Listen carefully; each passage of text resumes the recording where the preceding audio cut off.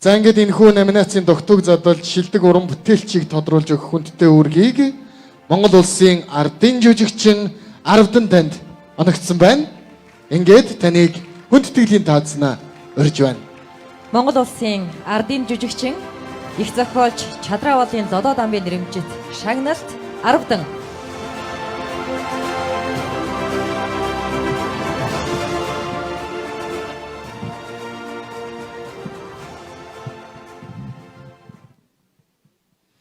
За одоо би албан конторын хүн биш болохоор саяын зэрэглэн дарга шиг алба ажиллаа энэ шинэ засгийн газрынхаа шинэ хэрэгэлтийн бодлого энэ төрлийн тухай ярих үнэхээр боломжгүй. Энэ бол театрын бурхад чуулсан газар болохоос биш албан конторын өв биш ээ.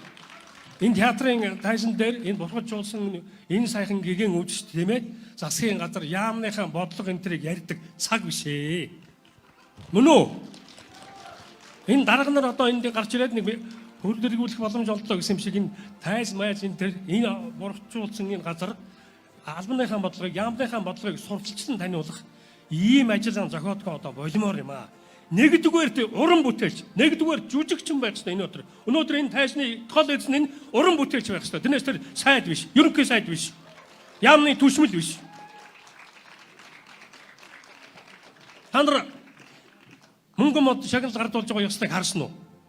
Тэр их хурлын хэдэн гишүүн гэдэг юмнууд хурж ирээд байнгын хорооны хурал дээр их хурлын чуулган дээр ярьж чадаагүй юмнуудаа бүгдээрээ яриад нөгөө дугтуй задлж байгаа сэтгэлэн догтлоод хүлээж байгаа уран бүтээлчдийг таг мартсан.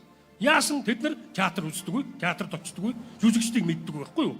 Тэгээд мэддэг юм, чаддаг юм нэг яамныхаа ажлыг ярьдаг.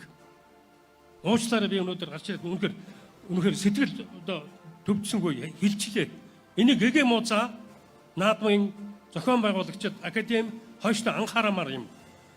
За баярлалаа Аравдангаа. Та тогтоогоо задлана уу? Тогтоо хаавай.